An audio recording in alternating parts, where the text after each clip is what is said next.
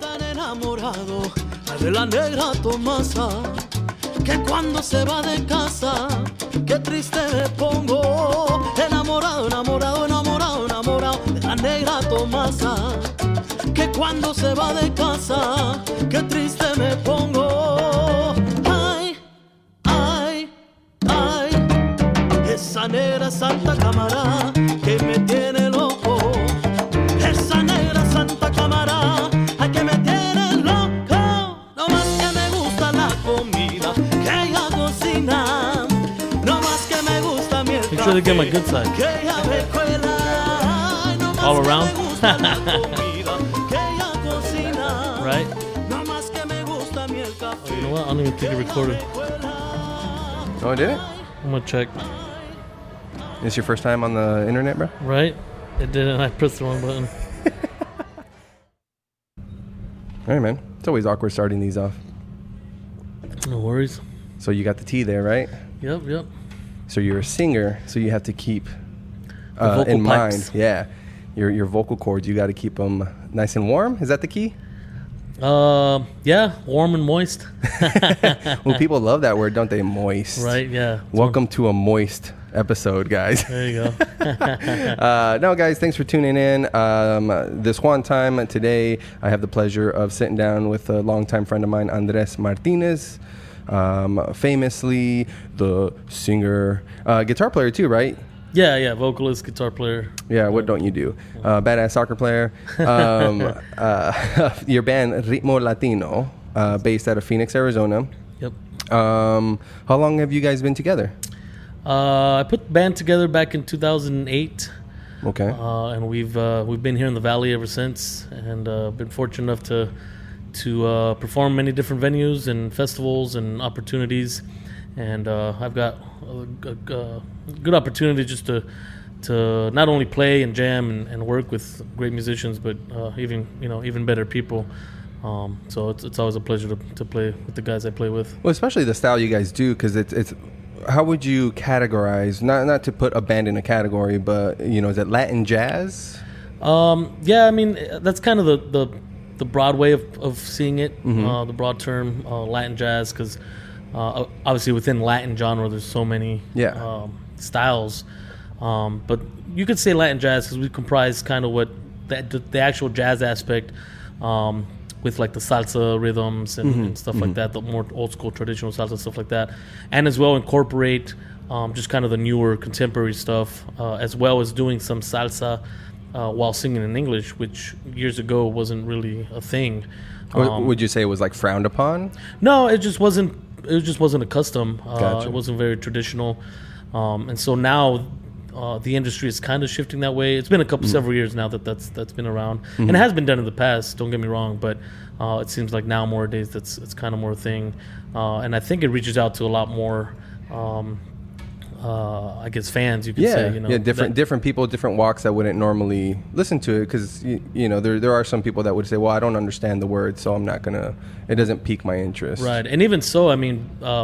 There's still people that come to our shows or any amount of our gigs, and again, most of our music and repertoire is in Spanish. But to get to your point, where you're talking about the language barrier, they still enjoy the actual music aspect, and they'll come up and sometimes I'll get people that are saying, "Man, I didn't understand a word you said, but it sounded amazing. Man. It sounded beautiful, and you guys had me dancing and having a good time." And that's what's beautiful about your music. It Right. really it transcends borders, cultures, and race. It's because it's just sound waves. Yeah, and I mean, especially now, these crazy times that we're all living, music is one of the best medicines and therapies that for anyone in the world, and it has no. Age, race, and even color, to go into like a different tangent. I mean, you get people that have Alzheimer's that can't remember anything, but you put maybe they were pianists for 40 years, and you put them in front of a piano, and bro, they take off. Yeah, muscle memory, and even I've seen a couple other documentaries where it's exactly that is music therapy. Yeah, and you said Alzheimer's. There's a patient there, but I think it was Alzheimer's or Parkinson's, but they were having a hard time remembering, and they would play a certain song and they would remember that memory that they associated. Yeah. And then they would kind of, they would obviously remember who they were and where they were at that time. Wow. It's kind of like food, when you taste something, whether you taste it on the beach somewhere on a vacation or somewhere, you taste it and then you taste it again somewhere else down the path of life. Exactly. And you like take that bite. Hole. Yeah, you take that bite and you just, it just sucks you back in. And you're just like, oh man, I remember that brought me to that specific memory.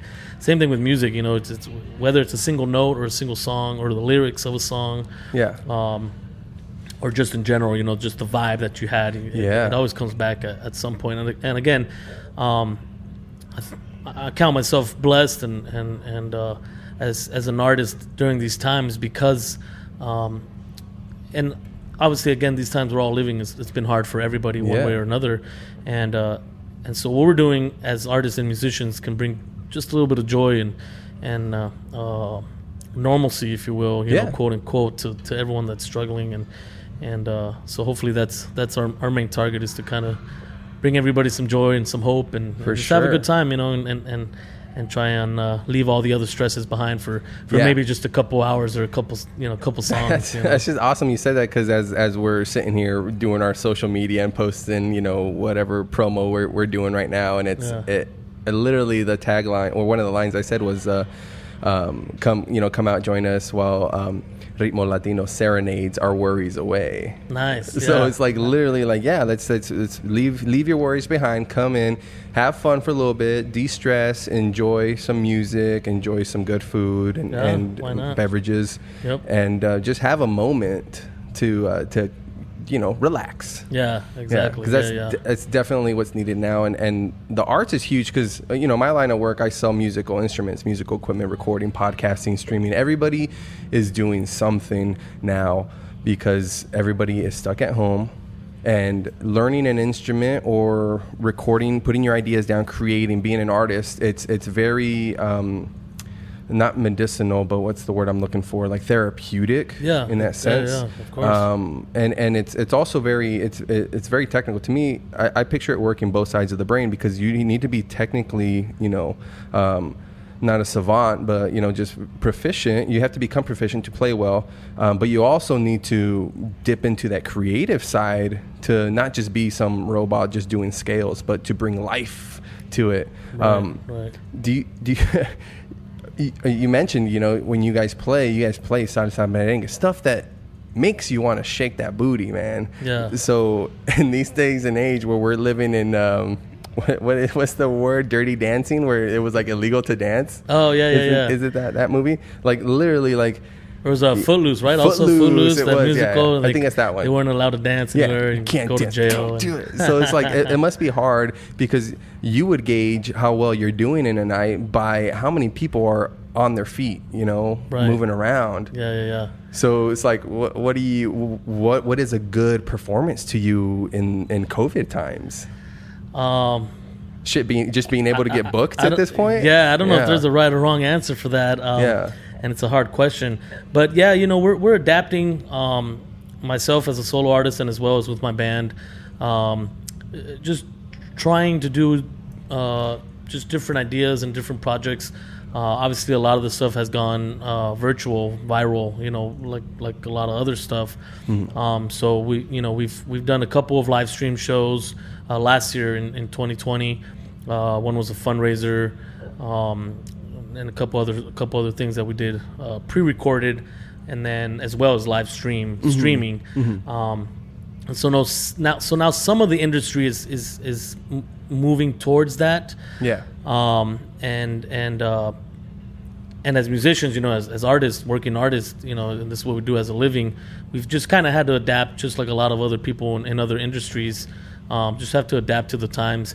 But again, I think going back, musicians and artists, not just musicians but artists in general, have always adapted to their times. This country has gone through so much, the world has gone through so much, whether it was world wars or depression or whatever it was, financial hardships.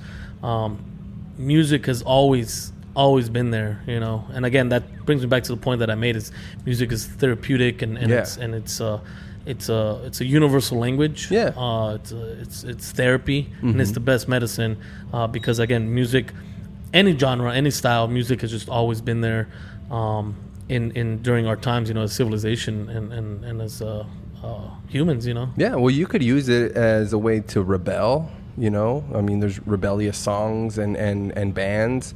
You can use it to unify. You can use it to divide. I mean, it's a tool at the end of the day. Yeah, it's very powerful. Yeah, it really is, and because it transcends, like I said, borders and race and cultures. Exactly. It really is. It is a useful tool, which is why I really like music that can teach you a little something. Whether it's a new genre or something, because I can't say that I listen to much Latin music or merengue or salsa, on my own time.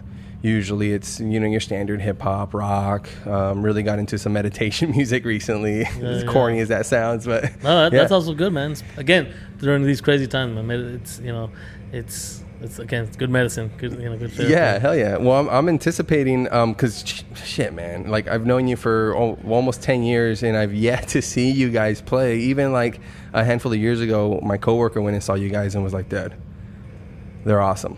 And this guy I'm talking about, like, he's a luthier. He builds guitars and very proficient himself. And he was like, dude, they're amazing. So I'm definitely looking forward to seeing you guys. Yeah, I think you've seen like the smaller ensembles, but I don't think you've ever seen the whole band. Yeah, definitely not the whole band. We're excited, that we're going to be able to get most of our players for this show. Yeah.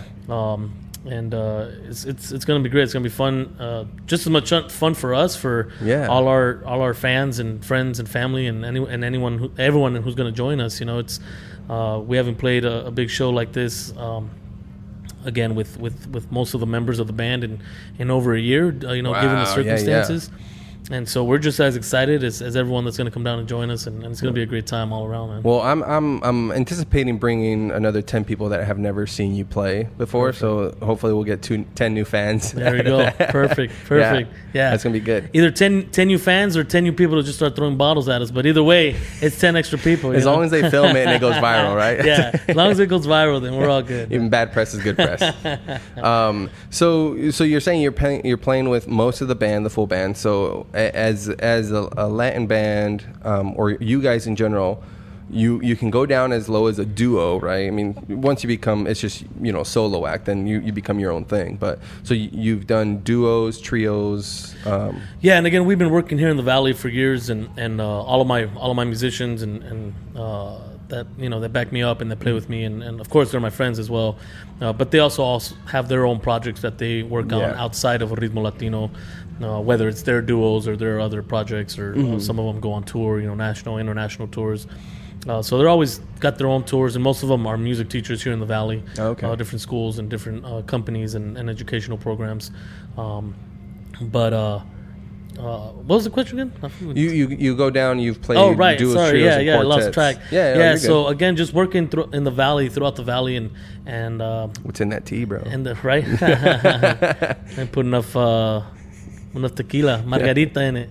So I got your share right here. Right, yeah. Depending on the gig, we're flexible, and for a business aspect point of it. Yeah. But again, with Ritmo Latino, we've always we've been blessed to play numerous amounts of shows here in the Valley over the years, and festivals.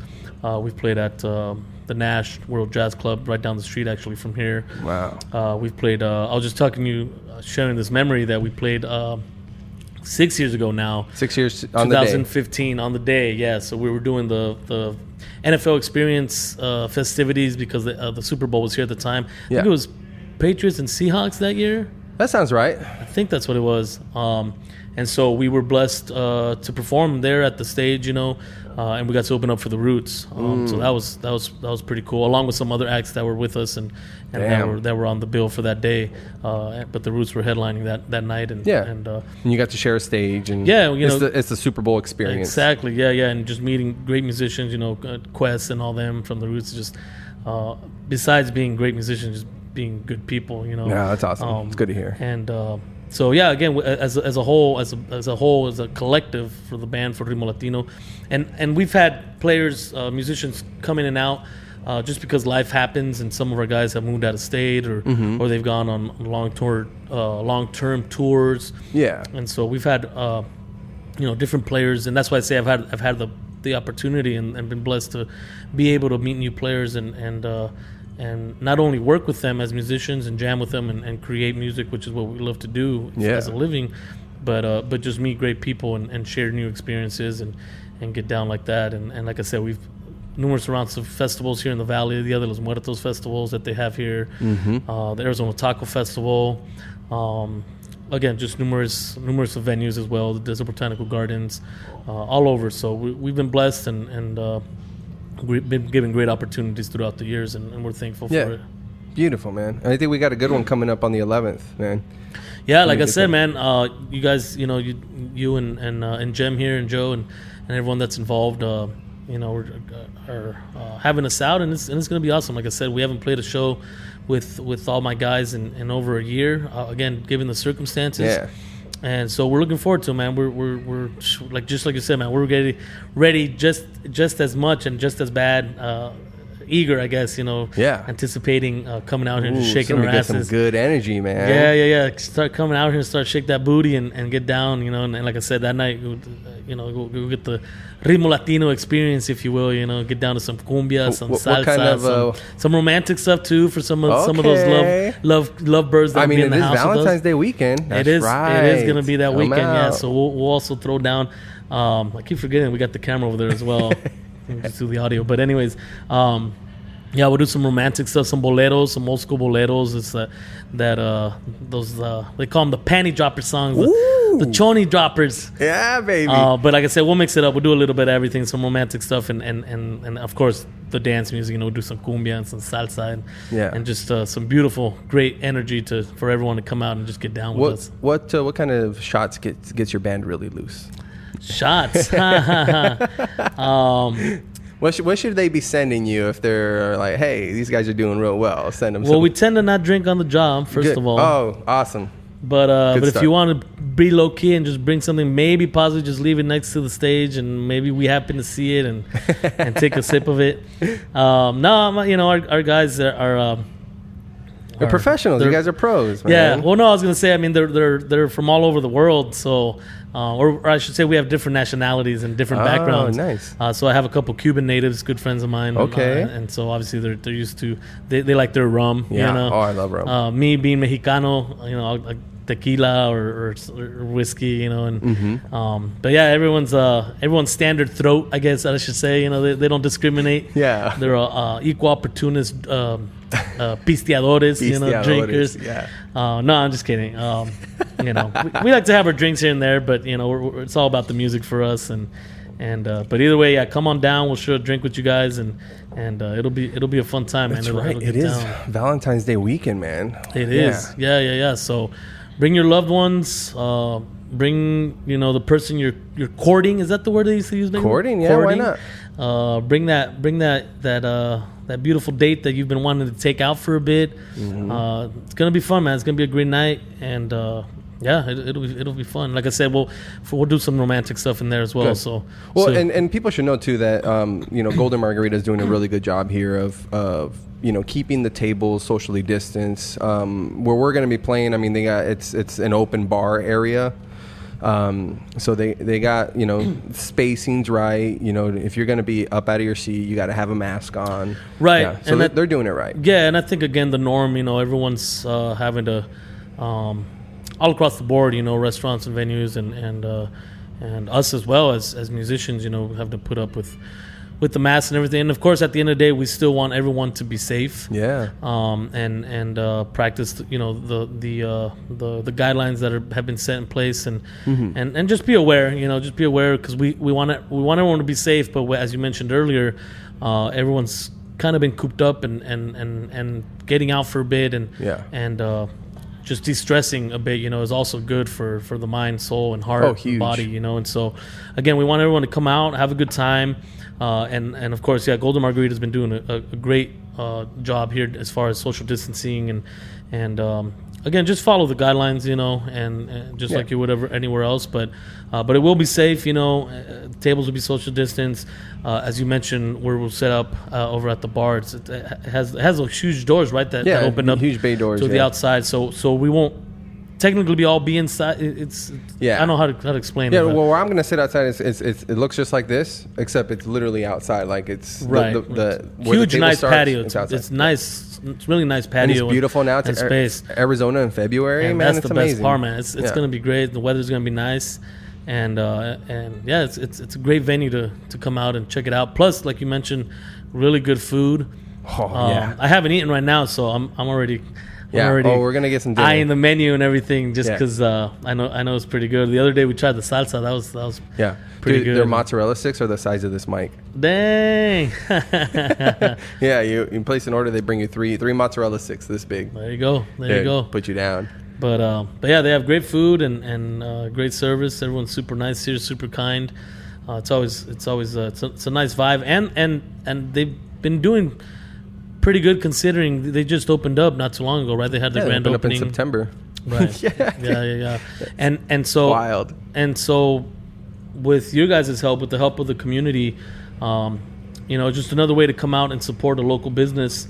And again, during these crazy times, we know this has affected everyone in one way or another immensely. And so it's a great, it's another great way to show support. Not just for the venue here at Golden Margarita and the employees and workers and staff and servers, but for us as well. Again, as musicians, it's been tough. Like I said, not just for us. I know it's been tough all across the board for many people, many industries, many jobs. So again, just in general, I think it's a great way to come on out, de-stress a little bit, be safe, have some good food, have a couple drinks. And get down to some music, Like my buddy Gabby, he's our lead guitarist. He'll say, "Vamos a tirar chancla, get down and dance." Oh yeah, throw zapateadas. Zapateadas, yeah. So come on out para tirar chancla un rato, como hizo el compa Gabby. Yeah, tirar chancla. That's almost like cut a rug. That's right? like the English version of cut a rug. Exactly. It's what it is, baby. Yeah, come out. I mean, it's not encouraged, but just come out and have a good time. But the other thing that you're working on that I saw was you're trying to you've sang the national anthem at a few different venues and sporting outings in the Valley here, and I think you in Denver as well. You said, right? No, so I haven't yet at Denver, but I'm in talks with them to perform it next NFL season, which would be 2021, 2022. Yeah. So I'm in talks with them, a couple other organizations, a couple other teams so far in the NFL. Yeah. So I'm in talks with them. So it's a goal that I've been working on for a bit now. Obviously, it won't happen all in one season. So the goal is to sing. I'm trying to sing the national anthem at all 30 NFL stadiums throughout the country.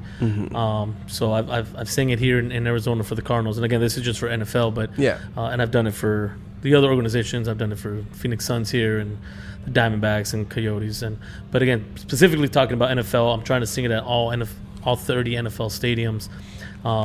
So yeah, just kind of a side project. I've been doing the national anthem as a soloist for the last couple of years. I've sang the anthem.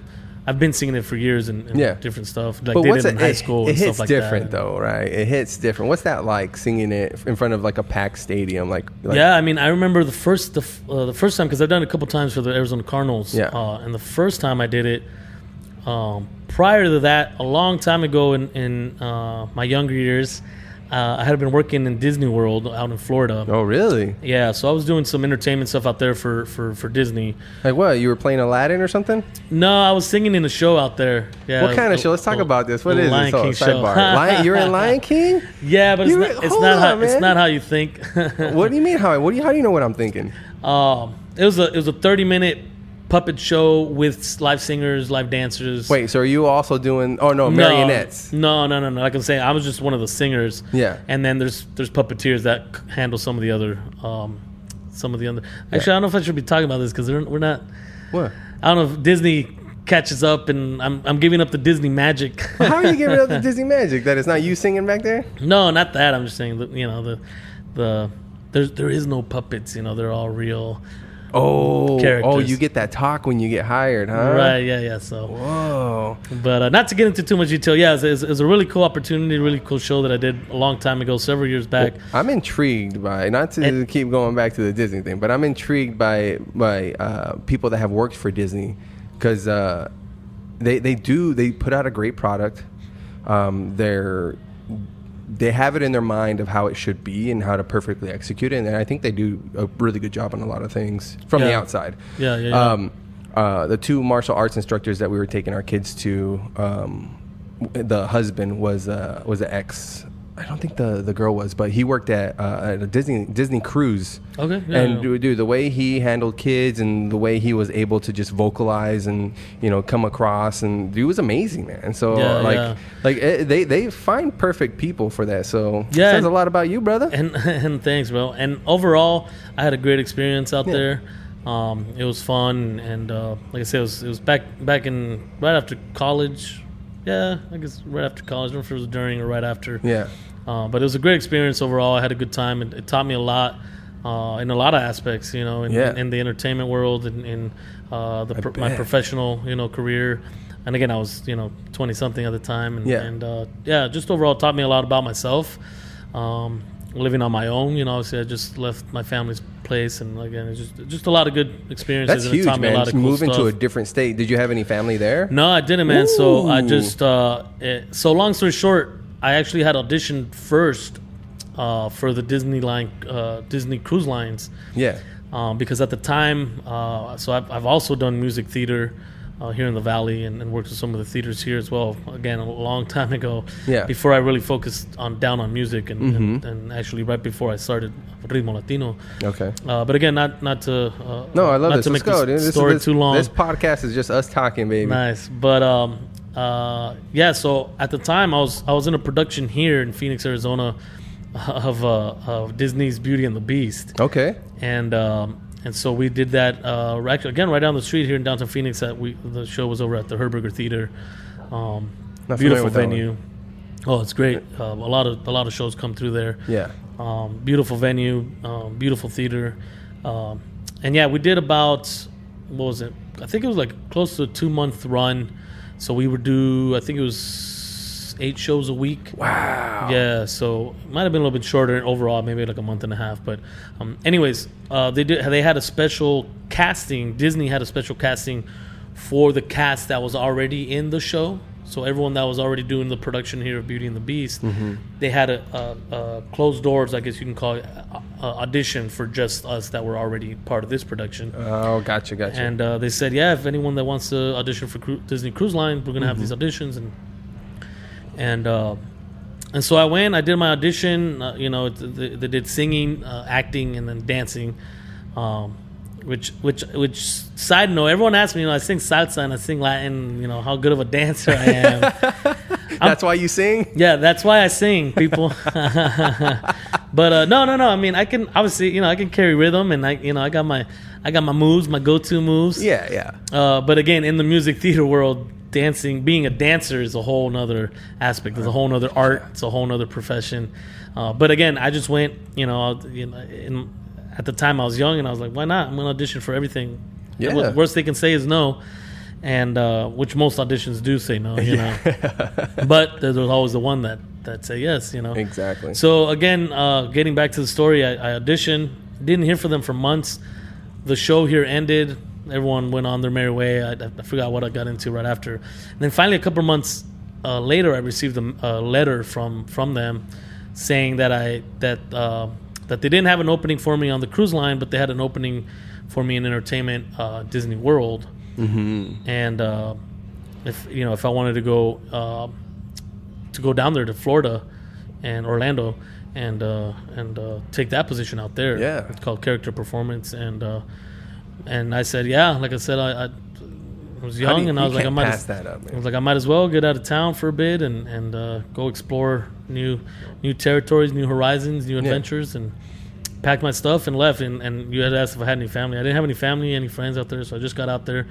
And but again, thankfully, I met a lot of incredible, cool people, which I still now, 12, 13, almost 15 years. Nah, but yeah, a little over 10 years, maybe like 12, 13 years since that happened, maybe 14. But anyways, a lot of good friends that I'm still in touch with to this day. Because we all work together out there, so it was fun, man. It was cool, dude. Yeah, that sounds awesome. Like, yeah, you don't pass that up, man. Go to Florida, work for Disney World. Yeah. Get out of here. But you back and you're bringing the heat, Ritmo Latino. Yeah, so coming back, that's when I decided to kind of just, instead of pursuing a musical theater career and acting and all that, I just veered towards the music aspect. I've always been around music my whole life. Both my parents are music teachers. My dad's a guitar teacher and just overall general musician, general music ed, teacher, education. And my mom's a vocal coach, and she taught for many years as well until they both retired. But yeah, I was blessed, and I always tell this story. I always tell people, I was fortunate enough and blessed to just, as far as I can remember, music has always been a part of my life. Yeah. My parents had a band here a long time ago in the 90s, and here in Arizona. It's called Nosotros. Okay. And they played Andean folk music, so music from the region, South America, like Chile, Peru, Colombia. A lot of pan flute stuff, or what? Yeah. Really? Yeah, zampoñas, dude, you got any of that? flute. We don't perform it. No, but I mean, you have did they put out any 8 tracks, cassettes? They put out some. They have 2 cassettes and CDs. CDs had just started. I'll try and get you a copy. Get me one of those, baby. Yeah, and so actually that's how I started gigging. And obviously at first my dad taught me guitar, and I first started. The first thing I ever did musically was started singing. I started singing when I was about 5 or 6 years old. Yeah. Excuse me. And later on, once I was a little more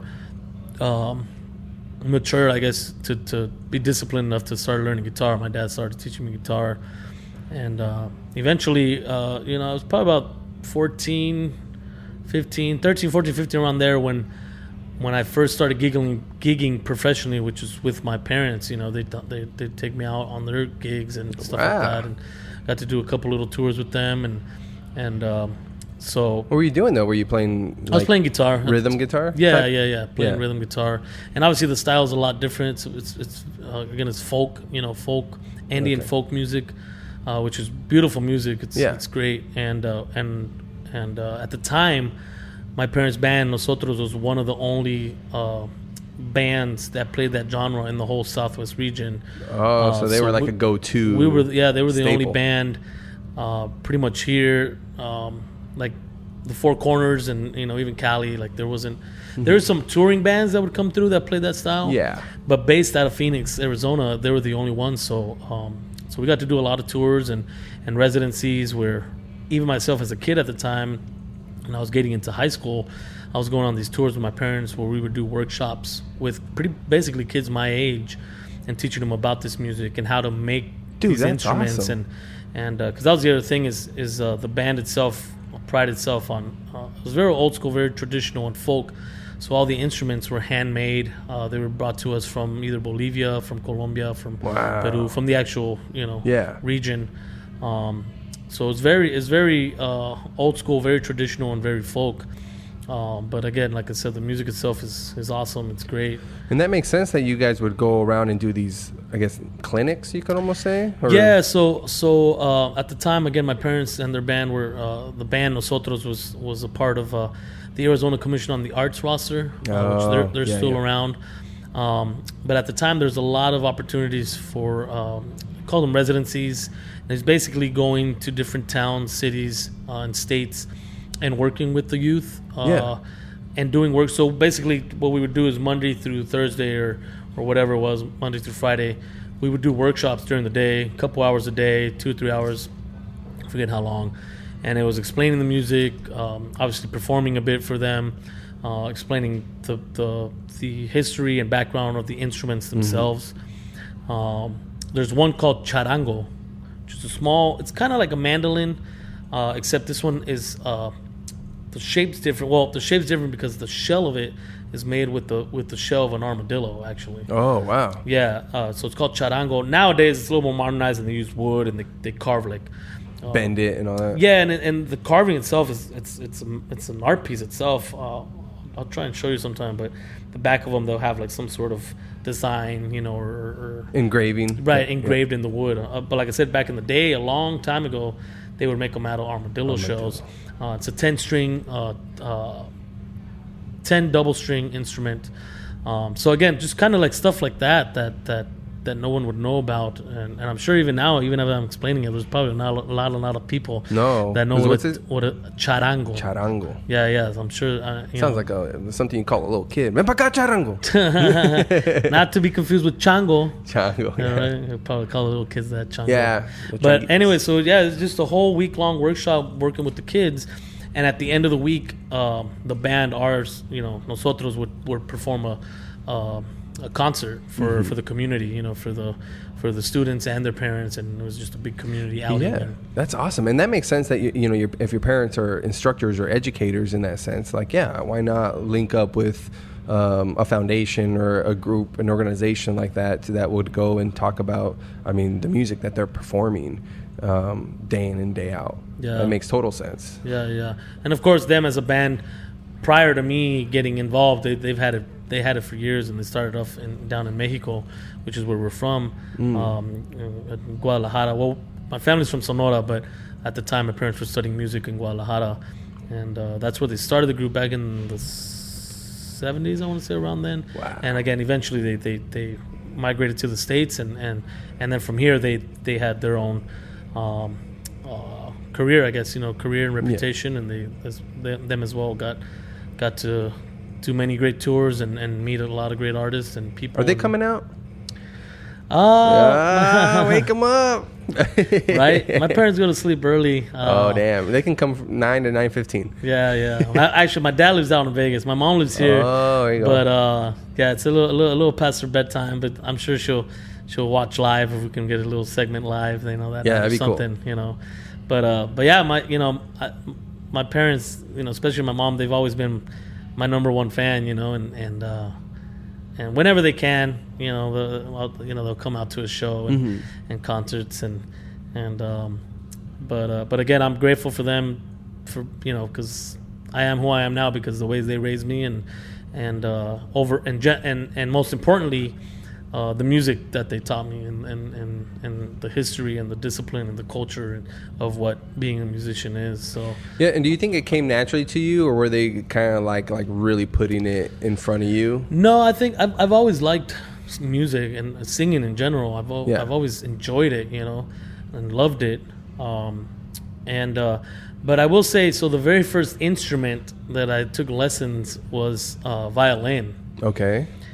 And I didn't like going to the lessons. I just hated it. You know, I just wasn't into it.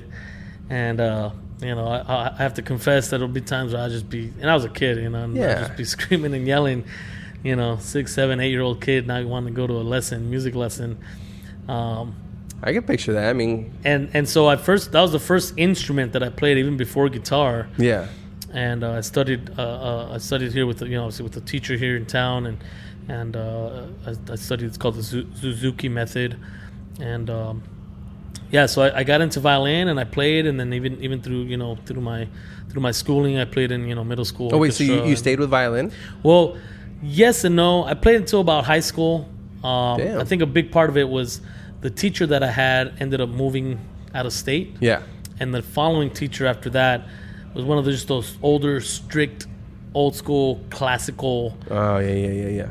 You know, and you need a little flavor. Yeah. Well, I just it wasn't a good relationship that I had with that teacher, like the teacher I had before that. You know, my instructor. Well, especially when you're comparing it, if you had like a really good teacher before, right? Like, So I got to the point where at the same time I was starting to learn guitar, and I played all the way up through.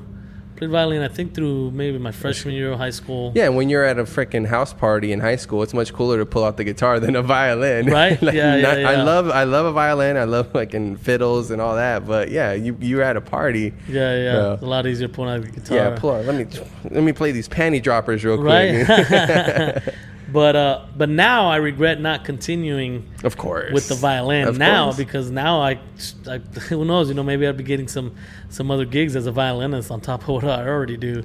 Yeah, be another box check off in your Yeah. resume, So your repertoire. that and trumpet, I regret, and I guess I still, there's always time, I've been meaning to learn how to play trumpet. That was one of the instruments that I've always found amazing and beautiful, and, just as well as the violin. Like I said, now I see a violinist, and I have a couple violin, I have violinist friends, who I'm just like, man, I should have kept playing violin, now as an adult.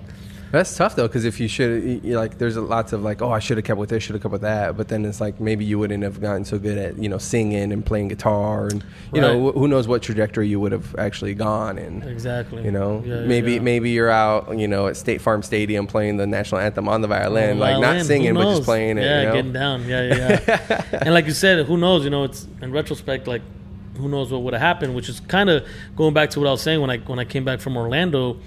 I was at the time I was trying to pursue music theater and acting, and I was thinking about moving to LA or New York, because those are the bigger cities for that kind of industry and profession, especially Broadway, New York. Right, exactly, yeah. And again, I was fortunate enough and blessed to be able to work with a couple different theaters here in town, professional theaters here in town.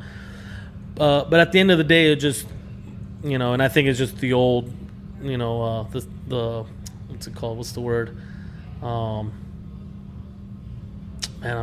Just something that was holding you back? No. I was just gonna say the same old story from years past, that it's a hard profession to make a living in, sure. Financially. Yeah. And so at the time, I was even though I was blessed and having some work here, as an actor and as a music theater performer, financially it just wasn't. The numbers weren't adding up, Especially to live in those cities where cost of living is so high. Right, exactly. And like I said, obviously I was living here in Phoenix, so just like you said, I was like, man, it's hard enough here in Phoenix. And granted, again, Phoenix isn't New York or LA, but and I wouldn't say I was discouraged. I just, at the same time, because I also had my musician aspect background. And I've always, obviously, my music's always been a part of my life. I just started focusing more on playing guitar, my music, and gigging more as a musician as opposed to a music theater performer. Yeah. And that's what led to me putting together Ritmo Latino. And so, like I said, just going back to, like I said, shoulda, coulda, woulda, or what would have happened, or what.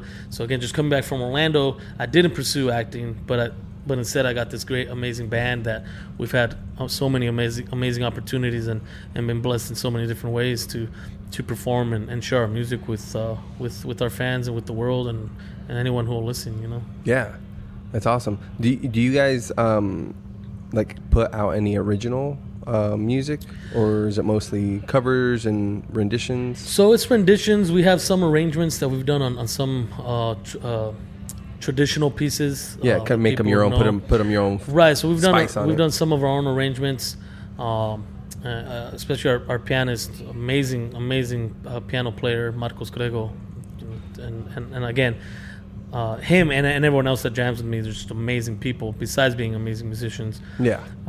But again, yeah, we've done some arrangements. He's done several arrangements for us, and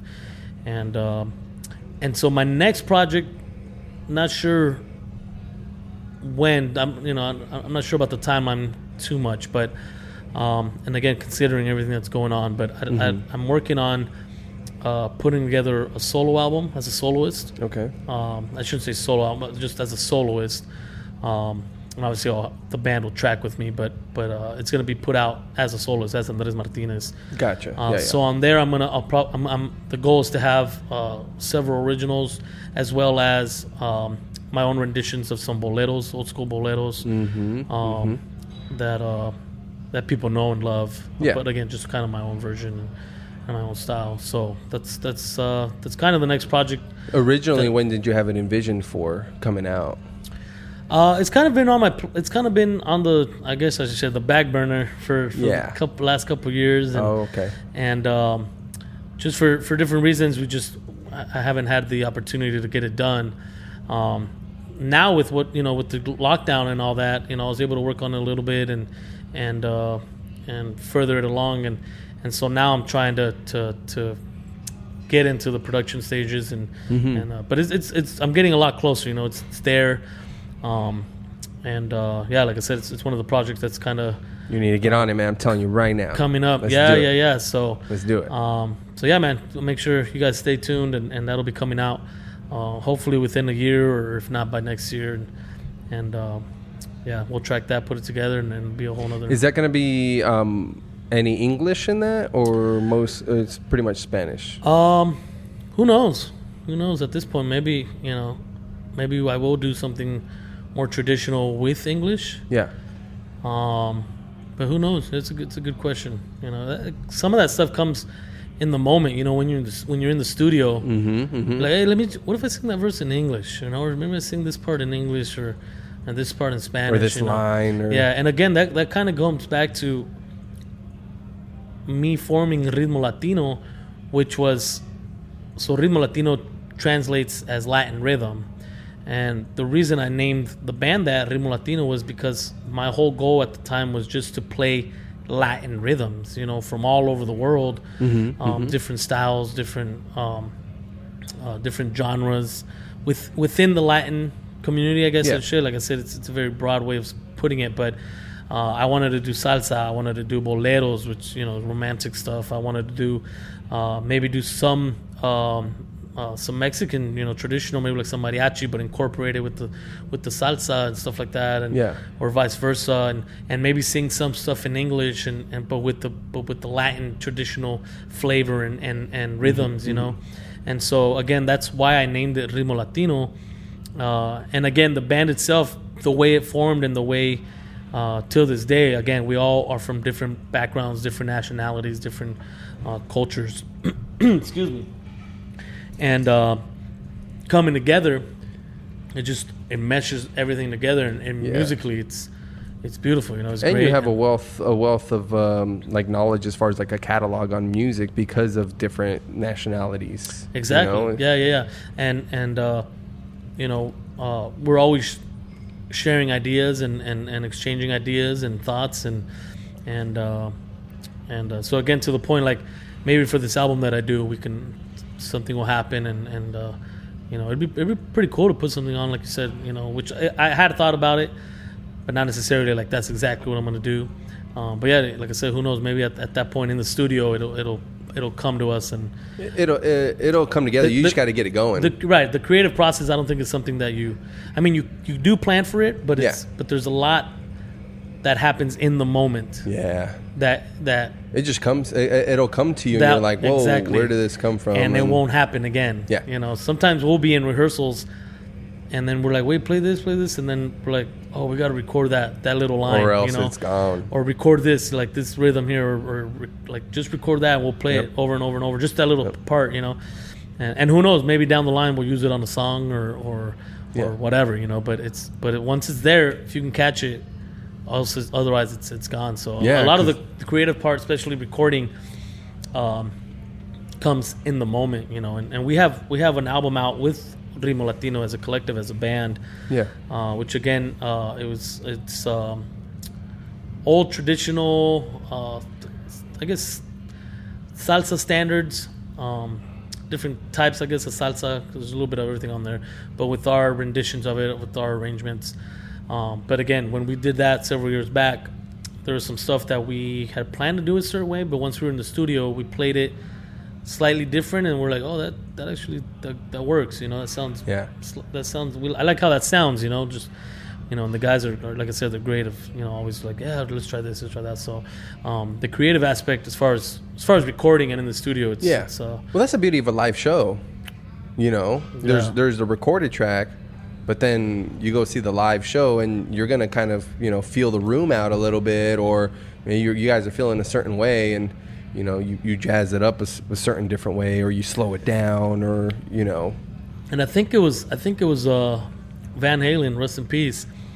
I think it was him. I could be misquoting, but he said something along the lines that no live show ever is going to be the same as the next or the one before. Yeah. And it's true, Very. Because there are a lot of factors that come into play. The vibe of the audience, the vibe of the actual musicians, what mood they're in,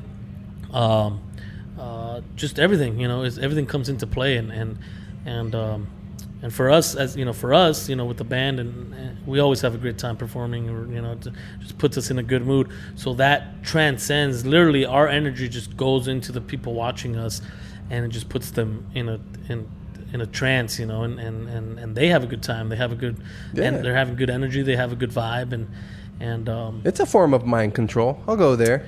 If they're accepting to it, if they're accepting, you know what, all right, this is the vibe that we're going with tonight, this is boom. Next thing you know, like, you're digging every song that this band is playing. Right, exactly. I've been to plenty of shows where it's like, I might not like this band or this genre or anything like that, but once you see it live, it's a different aspect. Exactly. It gives you a different view on it. It kind of goes back to what you were saying, like maybe a high school party, you pull out a violin, and you start jamming, but it could also be like, damn, this guy plays really good, or this girl, woman plays really good, and all of a sudden everyone just at the party is like, dude, look how good they're playing, like jamming and like just enjoying it, and like, and again, obviously every performance has to be at least somewhat according, I think, to your surroundings, your environment at the time. Yeah, because again, in retrospect, you're not going to put well, you could, not that you're not going to, but you wouldn't put a solo violinist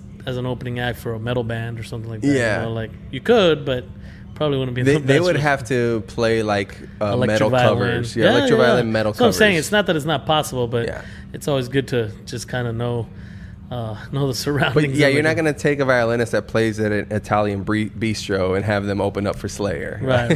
That won't happen. But yeah, like I said, overall in general, music it catches people and audiences, and like I said, every time we perform, or I perform with the guys with the band with Ritmo Latino, it's a good time. We have a good time on stage, and like you said earlier, the best way we know that people are enjoying it, we can just see the smiles. Some people will be dancing, people are smiling, clapping along, singing along, having a good time, and it just transcends from us over to them. So what's the guaranteed like pack the dance floor song? There's a couple with some good salsa jams that we'll get down to, some cumbias, people love the cumbias as well, to get down. They're very danceable. Yeah, of course. Yeah. So like I said, for the 11th, we'll definitely have a lot of good stuff to dance to. You're gonna bring all the hitters. You gotta. It's been a minute. Yeah, Spanish and English, and we'll throw some stuff in there, that people definitely recognize as well. And like I said, overall, it'll be a great time. You gonna do fun. A Latin Baby Shark, dude? We can, a little salsa version. If you throw that out, it'll be wild. So where does just remind me that night? Maybe we'll just do a little sample for you, just for you, Juan. For this one time. For this, and we'll record just a little piece of it. This one time you'll do it. All right, I love it. So I guess like the three main genres that you would, I guess, pull from would be salsa, merengue, bolero. No, so merengue we don't really play. We've kind of veered away from it because merengue in itself is a whole nother. Oh, gotcha. It's a whole nother monster, if you will. Yeah. Meaning that it's the instrumentation, the instruments for it is very specific. Oh, you'd almost have to get a few different guys. Yeah, and it's just a different aspect musically. Yeah. So we're more, we're salsa based, but we do a lot of like cha-cha-cha, cumbia for sure. And it's really kind of hard to just pinpoint one thing because it's and because of what the band is, it's just a kind of a mesh of it of genres. I guess and styles, what I'm getting to, and because we even do some stuff that's more on like excuse me, more on like it's called rumba flamenca, so it's kind of like Gypsy Kings style. Yeah. But it's not traditional flamenco. By all means, it's not that. Gotcha. So all my flamenco friends and players, we do not play flamenco because that again, we don't need that hate. Again, if you think we're saying we do. No, we definitely don't do that.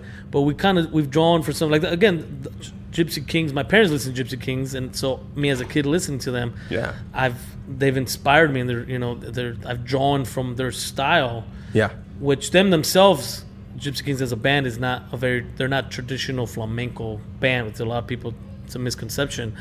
But that's their roots, kind of. You know, that's where their playing comes from. You know, their style. So they're branching off. So we grab from there. You know, I've been exposed to many styles of music. Yeah. You know, throughout my life, and so again for Ritmo Latino, we've drawn, because again, what can be salsa in Colombia is very different from New York salsa. Salsa in New York salsa is very different from the danzón or son, quote unquote, salsa in Cuba. It's so again they're equated to food, right? And again, so it's all Latin, yeah, but it's completely different. You know, it's a whole. They're all its own. Yeah. Again, monsters. You know, it's all and monsters in a good way. You know, because for it's sure. very complex music. And Rubén Blades, very famous salsa singer and Latin American singer, Rubén Blades, said that style of music is very complex to the point that not everyone will understand it. You know, and it's true. You know, it's a very complex music in the aspect that the rhythm itself is very different from the Western world. The timing is different. Where it starts, where it comes in. You know, here in the Western world, everything's, if you're counting 4/4, everything's on 2 and 4. Yeah. You know, the drum, right? It's very straightforward. The Latin music is not like that at all. Well, not it's all almost Latin like music, 1 and 2 and 3. And it's 4. just very syncopated. You know, very syncopated. There's a lot of offbeat notes. Yeah. There's a lot of implemented hits where normally you wouldn't do a hit there. So it's very complex music, and but at the end of the day, as an audience, you're still gonna get intrigued. You know, it still pulls you, and you're still gonna love it. I think I got a little bit more into detail of the actual music aspect of it, because you were asking where we, you know, our genres. But what I was getting at was merengue itself is a whole nother thing. I'm about to dive into it. It's a whole nother thing, and again, it's beautiful. It's a great, you know, I love merengue. Where does that come from? And here and there, merengue is Dominicano. Oh, okay. Yeah, Dominican Republic. Okay. I guess it's kind of argued, but merengue really comes from.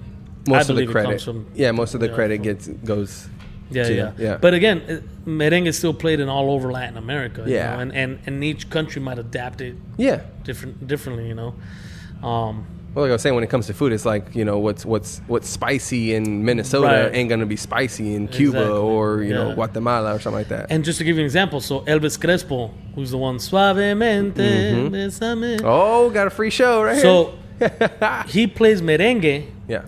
But within the merengue community, people might say that that's not merengue. That's like new modern merengue. Oh, because it's so pop-ish. And I guess. Yeah, and it's different. You know. So you might speak to some Dominican natives that they're, you know, they might like it, or they might say, oh no, I like this other. Like, listen to this. This is some old school traditional merengue. Yeah. You know, to get, you know, the kind of the root bass. Yeah.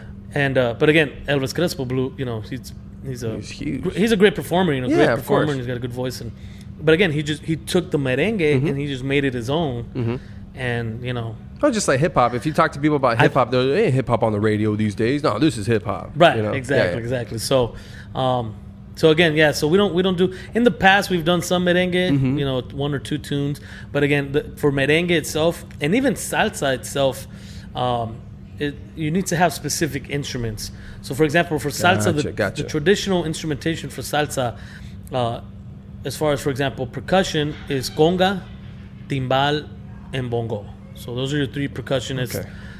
And that's kind of the root bass. Now, percussion. Can one guy do 2 or 3 of those at the same time, or it's usually 3 different guys? So traditionally, it's 3 different guys. Gotcha. Nowadays, or girls. Or girls, yes. There's some amazing female musicians within the salsa world, and so guys or girls.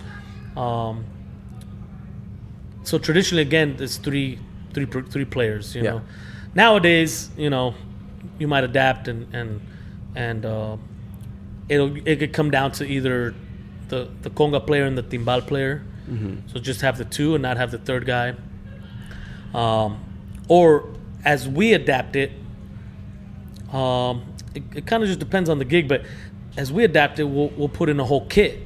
a drum kit is not traditional by all means. I was It's about not- to ask. So it's not as soon as you got to traditional. this point, I was like, wait, do you guys use a full drum kit So with the full band? We do, yeah. So gotcha. it's a full kit in the aspect that our guy uses. It's kind of, I guess, it's a hybrid because he might have a timbal on the side, or he has some other Latin percussion instruments that he's playing at the Or same like time. a rolling pad or something that gives them some of the sounds, or is it always authentic? No. It's always authentic. It's always live. It's always live. But like I said, for us, for Ritmo Latino, we've adapted it to when it's all of us, as a collective. It's kit, and then a percussion player, which plays congas and some other handheld percussion. So that itself right there is not traditional salsa. Yeah. But again, we've adapted it. We've made it our own. Yeah. And it works. It works. But again, it's not. And that's why I say we're not. Because people might say, or are you a salsa band, or you're like, we play some salsa rhythms, but we've adapted it to our own, and in certain aspects, we've like adding a drum kit. We've shifted a little bit. The roots are there, the base of what salsa's there, but we've made it kind of our own. Mm-hmm. And that's what just to kind of give you a perspective and a little bit. I guess comparison, but for example, like Santana, Carlos, he adapted what he did, which is, at the time when he was breaking out, he added kind of like that Afrobeat Latin percussion to what was essentially, rock guitar playing, and back in the day when he first started, he used a lot of the loops and a lot of effects that were not used in the Latin genre. Mm-hmm. And so they put some of that together, and now he has performs 8 times a week at several. I think he's over at the. Is he in Vegas? Yeah, at the Residency? House of Blues. Yeah, in of course Vegas. he'd be there. But obviously, worldwide, no. Yeah. But just what I was getting at is what he did, and it turned into something beautiful, And so again, just for us, for the band, we've adapted and at the same time, we're always just kind of looking for new ways to shift the music. Now, if you want, we've been asked for private party gigs, we want just salsa. We want salsa. And we're like, okay, well, A, this is what we perform, and this is our style. If you haven't seen us, or you haven't heard us, but B, if you do want salsa, then we'll work on bringing you the traditional, the 3 percussionists, the piano, the bass, and the horn section, which is kind of the standard salsa band, I guess I could say. Of course, there's some elements that might not be there; they are there, but that's kind of the core. For example, we have our lead guitarist, Gabriel Vélez. Shout out, Gabi. Amazing guitarist. But again, traditionally, lead electric guitar is not used in salsa. It's not. It just isn't. But and not just us. I'm not saying that we're the only ones doing this kind of stuff. Yeah. Because nowadays there's a lot of bands and acts that do it. But again, it just kind of evolved. It's evolving just like any other genre of music, whether it's rock or hip hop, or it's just kind of evolving. So again, for us, we've adapted. We've put in new elements, new instruments, and I think that's what kind of makes us unique. Here in Arizona and in the Southwest, because we perform all over the Southwest, but that's what makes us unique. It's a different style where you might recognize it. You're like, oh, okay, that kind of sounds like salsa. It's making me dance, Yeah. But I've never seen a band with the salsa band with the drum kit, or I've never seen electric guitar play with salsa. So it's our own twist, And again, we're drawing from different. It's cool, man. You Different add your rhythms, own flavor. different aspects, and different traditional stuff. But we're not traditional by all means. We're just it's our own thing. It's Ritmo Latino. Yeah. Really, you're your own thing. Dope, man. So what I was originally getting at was like the 3 main genres you would do. I'm interested on where those originated from, like salsa. Where is salsa from? That I'm not gonna get into because. Oh, too much heated debates. Yeah, it's heated debates, man. Damn. It's what's another good comparison?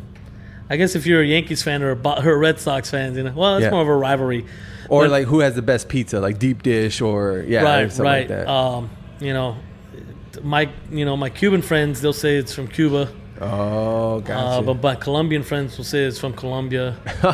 And then my hardcore New Yorkers, from Brooklyn, they'll say it's from New York, Oh, gotcha. One of the biggest players from New York, Tito Puente. Yeah. And again, they took what was being played in Latin America, and they adapted, basically.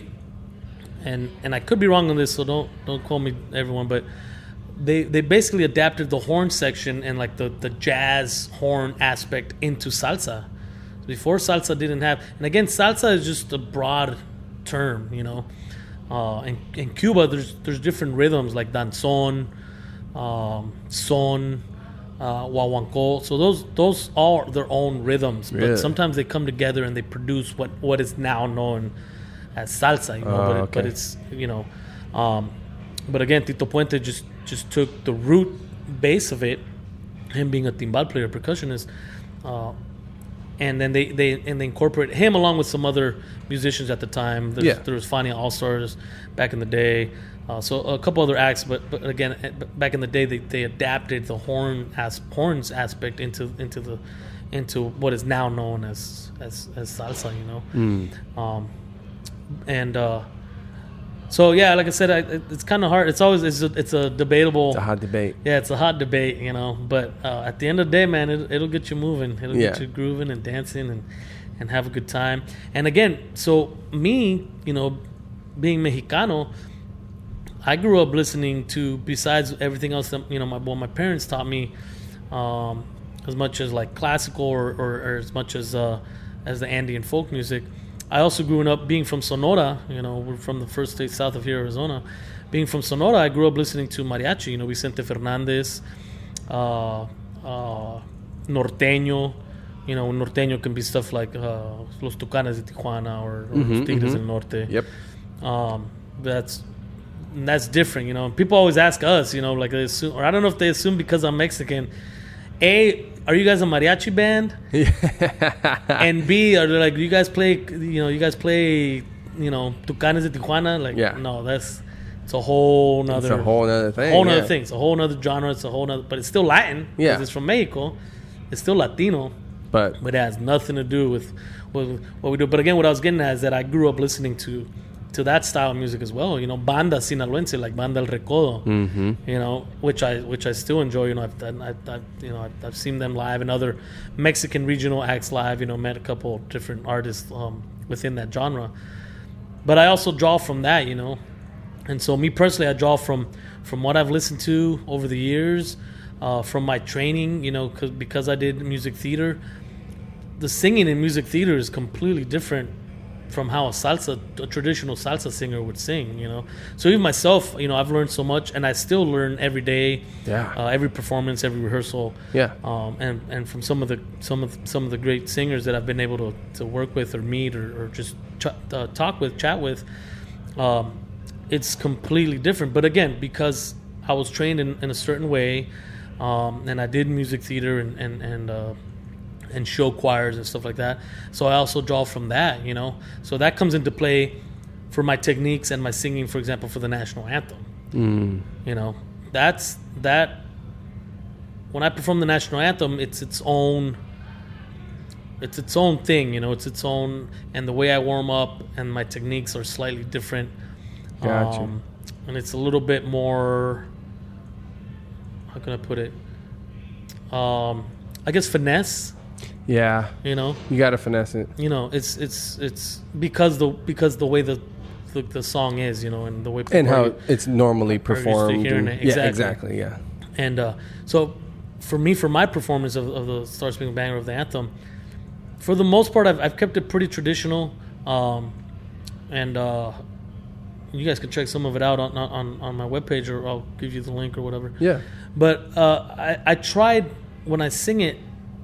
And when I sing it, I've tried to just keep it as traditional as possible, because the song itself, the arrangement and the notes is great. It's beautiful. and the way it was composed, it's great on its own. There's not much to do. Obviously nowadays, everybody same tries thing. It's a whole to- debate. Everybody tries to do different stuff, and some stuff hasn't worked out. Yeah. And but even again myself, there are parts where I've changed it up, and it's not as traditional. But for the most part, the song itself, like I said, it's the way it's composed, it's great, and especially for a vocalist, because it's a pretty hard song in the aspect that it has a very low register, the song vocally, but it also has a very high register. It has some high notes, Yeah. So it's very challenging, and it kind of goes in and out of different people's vocal range. So it is challenging. It is pretty hard, but again, what I was getting at is kind of drawing from my music theater days and my music theater training and some of my other classical training and stuff like that. I'll put that into play when singing something like that. Whereas sometimes I'm not going to use that aspect of my singing in what we do with Ritmo Latino. That's a little bit more raw. It's a little bit more calle. From La Raza, and just more greedy. Yeah. Which that's how salsa tends to be. It's a little bit. It's not as finesse. Usually, if you hear a salsa singer, their voice isn't very. Fine tune's not the right word. It's not very. There's not much finesse classically, on it. trained. Exactly. Yeah. It's a lot more nasally, and this is traditionally speaking. Yeah. It's a lot more nasally. It's a lot more. The lyrics themselves are a lot. It's more spoken as opposed to sung. Okay. It's very rhythmically complex. So again, it just kind of depends on what I'm singing. And what which I'm kind of doing, makes it hard to sing to. and vice versa. If I'm not it's- going to use that style or what I know from that to sing the national anthem, because it's just not going to work. Imagine, well, it's not gonna work, and it's not gonna fly. Exactly. Imagine, all right, guys, this is the national anthem, salsa style. What the fuck? Right. So, I forget what we were talking about, but you were talking about the genres, But- I want to get into where genres are from, like where bolero is from and all that. But I don't know if you want to get into that. Same thing with bolero. I mean, bolero. Some say it originated in Spain. Some say it was in Mexico. Some say it was in Latin America. But basically, for those of you who don't know, bolero is a ballad. You could say a ballad. Yeah. And it's usually a romantic ballad. Usually, but it could also be like a tearjerker. It could be talking about something sad. Yeah. You know. But it's what you would But the traditionally style view like a is ballad. bolero. Yeah. It's a love ballad. Yeah. Excuse me. And there's thousands of boleros that people would recognize that they might not even know a bolero, like Sabor a mí. Tanto tiempo disfrutamos de este amor, nuestras almas se acercaron tanto así. So it's a very old school traditional bolero that has been played and replayed and done, thousands of ways and different. But at the end of the day, it's a bolero, Bésame, bésame mucho. Another bolero standard, but it's been done thousands of different ways. Another one of my favorites, Luis Miguel, very famous Mexican singer. Si nos dejan, nos vamos a querer toda la vida. Si nos dejan, haremos con las tibias terciopelo. So it's and there's a lot of stuff that people might they might not know it's a bolero, but right away they're like, oh, I know that song. But it's a bolero. So like I said, usually it's a love ballad and talking about something nice or near and dear to your heart, right? But it could also be there's one and there's thousands of them. But one that we do it's entitled Historia de un Amor, and it's talking about someone who their loved one is not there anymore. Ya no estás más a mi lado, corazón. En el alma solo tengo soledad. So he or she is talking about losing the love of their life. But again, the style and the genre in the song is a bolero. It's a ballad. So yeah, it could be. And going back to what we talked about before was music can be listened to at any given point of your life, whether you're sad, you lost someone you just loved, whether it's from passing away or maybe you just got through a breakup. you know, there's boleros for that, you know, or you're gonna get married, there's boleros for that, you know. There's always music for any emotion that you're feeling, you know, whether you're anything, happy, sad, depressed, mad, anxious, or what have you. You know, there's always something that, and this is across the board, any genre or style of music that you can listen to, that you can relate to in that moment, to whatever it is that you're going through. Yeah. But going back to what we're talking about, so boleros is it's more on the romantic side. That's the choni dropper. Yeah, the panty drops. Yeah, the panty drops. But coming down, clean up on aisle 3. Right. Our table 3. Yeah. We're just kidding. So What's the wildest thing that's happened at one of your shows, man? What's a crazy story? There's one in there. He just don't want to name names. Right. No, I'm trying to think, man. We keep it pretty pro. Well, that's good. No, but kind of, it's not anything wild. But going back to what we were talking about, the boleros, and some people may know certain boleros, and they'll recognize it right off the bat. I remember we played a wedding gig, and that day it wasn't the whole band. We played as a trio. So it was me, another guitarist, and our percussionist. And we were playing during right before the actual ceremony, and we played some stuff for the bridesmaids and groomsmen to walk down the aisle, stuff like that. Yeah. And one of the songs they asked us to play was Sabor a Mi, you know, Sabor a Mi, which I just sang a little bit ago. Does that mean taste me? Not really. I mean, you could, but no, because that's more like pruébame. Oh yeah, pruébame. Sabor a Mi is flavor like me. Well, I guess yeah. Sabor a mi. My flavor. Pruébame means like try me, bruh.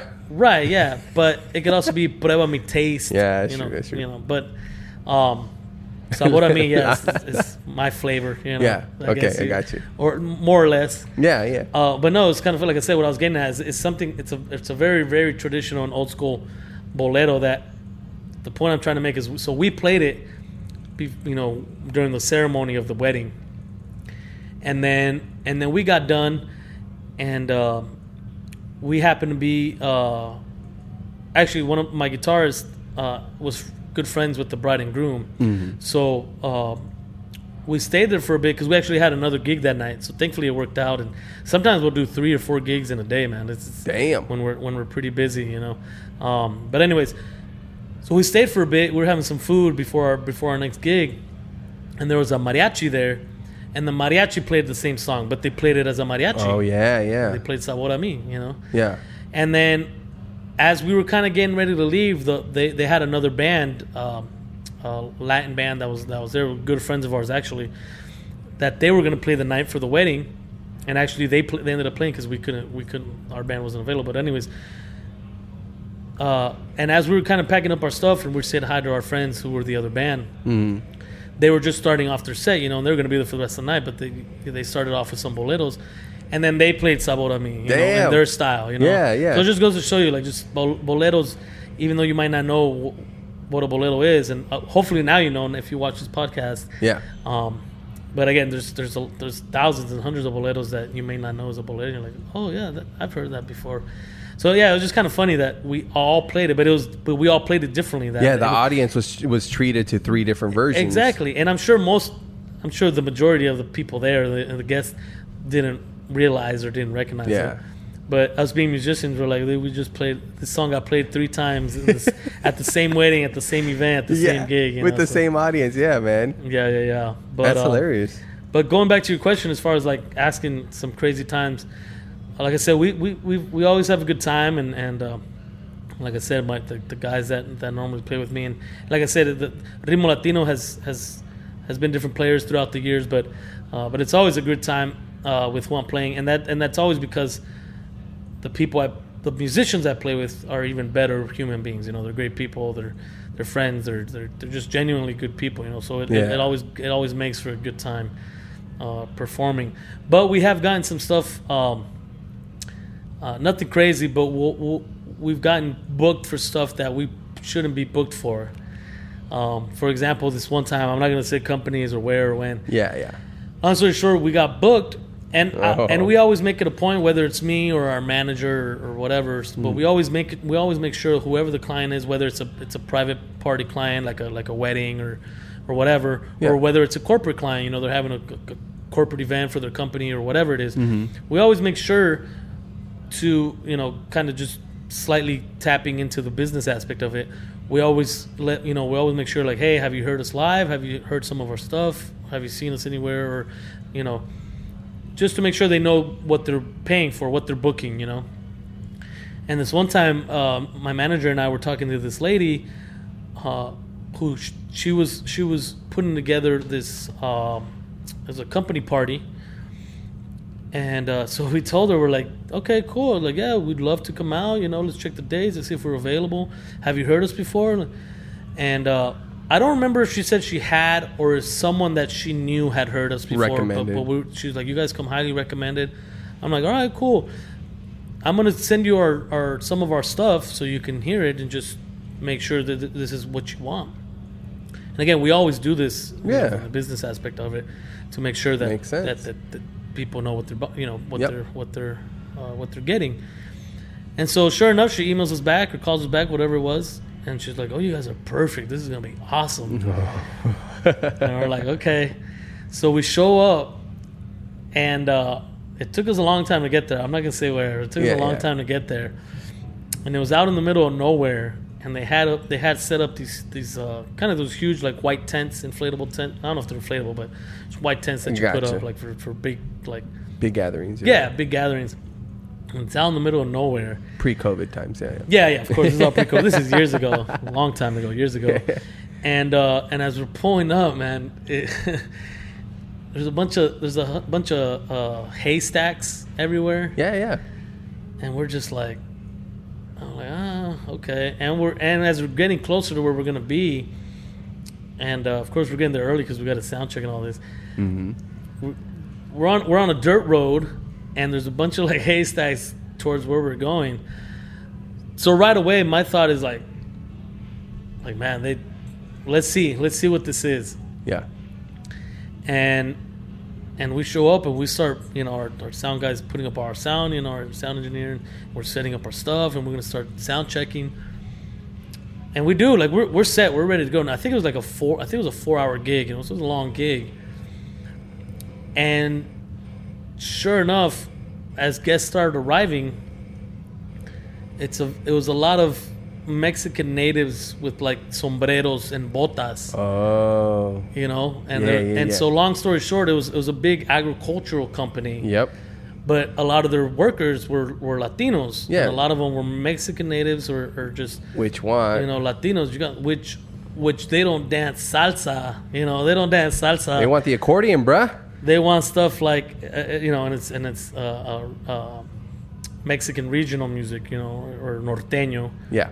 Or even Tejano. Tejano's a whole nother genre. Could you say any band that starts with Los in the name? Nah, not necessarily, but it seems to be that way right now. Yeah.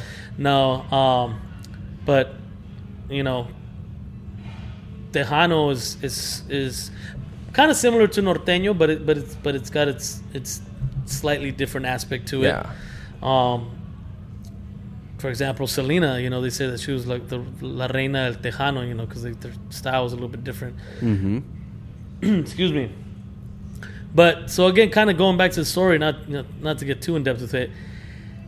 It just, we weren't the music that should have been there. Yeah, she just saw a Latin band. And I say it because we started playing our stuff and no one was dancing. Oh, so what we did at the time, and I don't really tell the story too much because it's just... How do you get out of that? Or not get out of that, but how do you get through the gig? What we did is we just played cumbia pretty much the whole time. Oh, and cumbia, as soon as we played the first cumbia, boom, got packed and everyone was dancing. But then again, because our style and what we are... Yeah. We don't necessarily have, or we didn't plan for 4 hours of just cumbia. Yeah. Would have been different if they told us, like, hey, man, we're looking for a cumbia band. Yeah, like you've said that, hey. And we want 4 hours of cumbia. Then it'd be completely different. Yeah. Then at that point, I would have either, adapted, or B, I'd be like, no, you know what? I'll recommend a just cumbia band, But, and we just, like I said, it was a long gig. I bet, and man. anytime we played some salsa, or anything that wasn't cumbia, everyone would just sitting there, just kind of looking around, waiting fanning for the next themselves with the cumbia. sombrero, and like I said, we just weren't the Damn. we weren't the band to be there, Yeah, and that's happened a couple times, and a couple different gigs, which, like I said, I'd like to think that on all those, the couple times it's happened, it hasn't been our fault, because we're always pretty good about like explaining what it is that we do. No, and that's what our totally style on the is and booking, what ours, the agent, whoever was in charge of booking the act. Like you have to know what type of audience you're booking for. So, because you like I did said, everything right. This is who we are, and Right. she should have known, or sent it to somebody else that might have known. Be like, hey, here's the stuff. Is this good for this gig? Yeah. And they'll be like, oh no, ask them if they play cumbias or tejanos. Right, exactly. Yeah. And at that point, I would have been like, oh, okay, well, we don't play that. Yeah. Like I said, it's Or the we same, could do 2 hours and bring another band. Right. Yeah. Or the same misconception that I said, earlier, like maybe because I'm assuming I'm Mexicano, that, you have a mariachi band? Oh yeah. And usually it's not even called mariachi band; it's just called a mariachi. A mariachi. Yeah. And usually, I mean, they have an outfit. Like, Well, right, again, generally, they're always gonna come. And so again, a mariachi is a whole nother thing. Yeah. It's Latin because it's from Mexico, but it's a whole nother thing. First of all, mariachi has no percussion instruments at all, whatsoever. Traditional, Actually, I don't think I've ever seen. Yeah, I don't think I've seen a mariachi group with that. No. I've seen adaptations with certain mariachi instruments, and they might use like a cajon or something. But that's like way out there. That's but again, and mariachi is a whole other thing. It's a whole other monster, like we said, in its own way. I love mariachi music, and I have family members who are professional mariachis, and they've traveled the world playing in a mariachi, and I love it, man. I love mariachi. Like I said, I grew up listening to Vicente Fernandez and mariachi music in general, and yet again, going back to like the story of at the wedding, the mariachi played Sabor a Mi, but they played it in a mariachi version, and we played it more, more as a trio version of the song. So there's definitely songs that are mariachi based, or that are very famously known for being played with the mariachi, that we've adapted as well as boleros, that we play now in our style. But yeah, mariachi, it's its own thing, it's a whole nother ball game. And sure enough, I mean, I myself and our manager get booking or calls, inquiries or emails or calls. We're like, hey, we're just interested. You guys come highly recommended. We're looking for a mariachi band, Yeah. So right off the bat, I'm like, we're not mariachi. This is what we do. Yeah. And it kind of just depends. Sometimes they'll be like, oh, okay, no, we're looking for a mariachi, And at that point, obviously, then I'll well, if you guys want a mariachi, then I look at these guys. Right, I can give you some contacts. But if not, sometimes they'll be like, no, you guys are what we want. I was like, okay, well then I kind of just explain it. I'm like, we're not a mariachi band. We're not, and it's completely different. In a cool, nice way. But because some people don't know, it's a misconception, and usually it's the booking agent that, which it happens. Whatever, it is what it is. This whole podcast is getting to the end of us saying, booking agents, get your shit straight. This one time said that. Just this one time. No, I'll forever say it. No, I'm just saying. All of our booking agents are good on. Oh, okay, good. On booking us for the right gigs, but in years past, sometimes, like I said, there's no one to blame. But it just.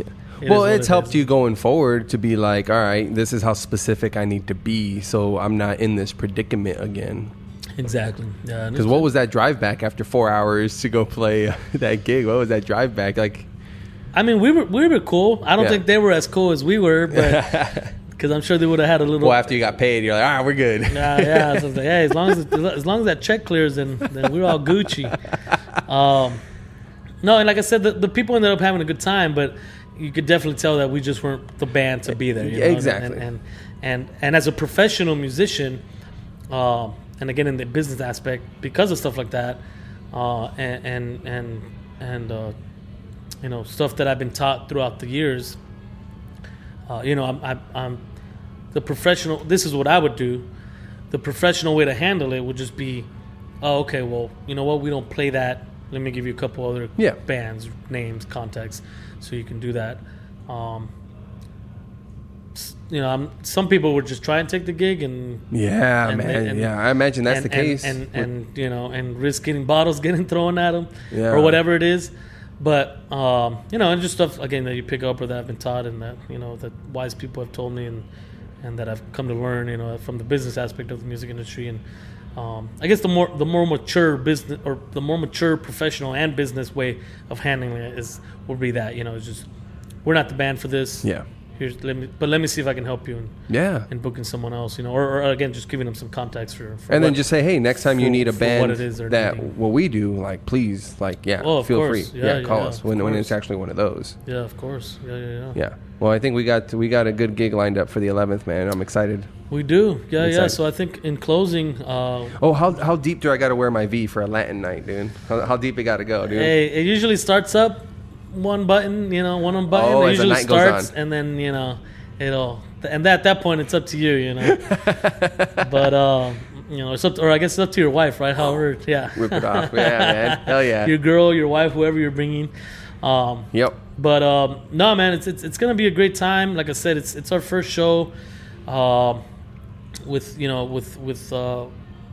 most of the members from Ritmo Latino. But either way, it's gonna be a great show. It's gonna have that big band sound. We're excited. We're excited to be out here. Yeah, it's gonna be a full sound. Exactly. Yeah, it's gonna be fun. It's gonna be great. And like I said, because of everything that's been going on, we haven't done it in over a year. Again, just because of everything that happened, we had a lot of stuff lined up last year, and everything obviously got canceled. Just a lot of other stuff. But anyway, moving forward, this is gonna be a great night. It's a great venue. It's a beautiful venue here at Golden Margarita. 3rd Street and Roosevelt, is it? Yeah. 3rd Street and Roosevelt. Right on the corner. I'm sure we'll put up the physical address as well, just so if anybody needs it. It's going to be a great night. Thursday, February 11th. Yeah. 9 to 12. 9 to 12, 9 to midnight at night. So don't come in the morning, because we're not going to be here in the morning. Yeah. But you can come here and get some brunch, but then come back. Exactly. Yeah, come back at night. And the next day is Friday, so you can call in, tell them 3-day weekend out of it, baby. Yeah, start a 3-day weekend, call in, do what you got to do. And we know most of you guys are working from home anyways, so make it a half day if you have to or whatever. And no, all kidding aside, it's gonna be fun. It's gonna be a good time. Yes. We're stoked. We're looking forward to it. Like I said, we're just as excited as everyone that's gonna join us to be out here and playing some jams for you guys. And yeah, a todos nuestros amigos Latinos, everybody. This is an event for everybody. Of course, 21 and over. And as we mentioned earlier in the podcast, Golden Margarita has been doing a great job as far as keeping up with the social distancing guidelines. So please, we want everyone to have an amazing, great time, but as well at the same time, be safe, be precautious, and so that way we can, all of us can get back to doing more of this on the regular, and kind of get back to somewhat of a normal. Yeah, live your life. Normal life. But behave practically and as safe as you can. Exactly. So, so we'll put all the information as well. I mean, we have it on our website, which is andresmartinezmusic.com. What's your Instagram? So it's all together, Andrés Martínez Music, Andres Martinez, Martinez Music. So all together, andresmartinezmusic.com. That's our website. You can find us on social media at Ritmo Latino Band, RITMO Latino LATINO Latino, Ritmo Latino Band. And that's how you can find us on social media, on Facebook, on Insta. And like I said, we'll be posting all the goodies as far as the information, and I know my good friend this Juan will also put all this stuff on his podcast. We shall. And the venue itself, I know, is doing all the promotions as well. So yeah, it's gonna be a good time, man. So it's gonna be fun. It's gonna be a good time. Like I said, come down, be ready to do a little bit of dancing, have some amazing food, some good ass drinks, and just overall a good vibe. Like we said, we all know that this whole situation, pandemic, has hit us hard in different ways, all sorts of ways, and it's just going to be a great night to come distress a bit, responsibly, have a good time, and at the end of the day, come check out some live music. I mean, that's for us. That's how our community here in Phoenix and in Arizona can show us support for us working musicians to just come out and supporting live music, and not just necessarily for this event in particular, but any live music that you can check out here in the Valley. I'm sure those musicians would appreciate it, because just like a lot of other industries, it's hit the music biz and the entertainment industry pretty hard, and like I said, and just like it has hit other industries. So again, it's just a way of showing support, and not just for us, for the musicians, for the band, but for the venue itself. Yeah, because these businesses, a restaurant, a band, it relies on physical presence, right? So that's definitely why it's been hit really hard. So it's good that, again, they're abiding by the guidelines, socially distancing. So if we can fill this place up to its capacity under COVID regulations, like, that would be awesome. Yeah. And if you guys haven't been down there, it's a pretty big venue, it's a pretty big spot. So again, just if that's something that's worrying you as far as coming out, it's a big venue, so there's definitely a lot of space. Yeah, it's like 2.5 bars. Right, where the actual music, where we're performing at, the bar is spaced out. Plus, it has the patio, so it's a huge space. It'll have the doors open. It's wide open. Yeah. So if it's not a small little joint where everyone's going to be enclosed, just shoulder to shoulder. So if that's something that recirculated air is the big thing apparently. So we'll have that over there. They'll have the windows or the doors and everything open and again, I think we're just stating it just because there are some people, and understandably there are people that by choice, in their opinions, is they are still maybe a little concerned as far as going out in public or going out to public places, and we totally get that. We totally respect that. But again, we're doing all our part. The venue, I know the venue here itself is doing their part to make you feel safe and again abide and follow all the social distancing guidelines and yeah, it's going to be a great night. We'd appreciate you guys coming down. We'd love to have you down here. It's going to be great. It's going to be fun. We're going to dance. We're going to get down. Enjoy responsibly. It's going to be great. Perfectly said, man. Thank you to Golden Margarita for having us out. For putting this together and partnering with us, and thank you to my good friend Juan Montoya for being a part of this whole production and for the podcast. Thank you, brother, for having me. Of course, man. And maybe next podcast, I'll bring some of my musicians and we'll kind of just jump in. We'll have a debate. We'll jump into some other topics. And get down and maybe even play a little bit. Oh, that'd be cool, dude. Acoustically, and just play a song or two. And brother, thank you for having me. It's a pleasure, man. You're a good ass friend. I appreciate you, and it's gonna be fun. February 11th. All right, guys, follow him and his band on social media. Like, share, subscribe, all that good stuff to all of our stuff here. And what's the podcast again? It's This Juan Time. The podcast is This Juan Time. You can find me at Juan Time Podcast on Instagram and Twitter. You can find me at This Juan Time on Facebook, and my website is thisjuantime.com. Juan, Juan. I do finally got a few items of merchandise on my website, so please feel free to support. And there's going to be tons more coming up. I got a whole nother website going to launch with a bunch of golf designs.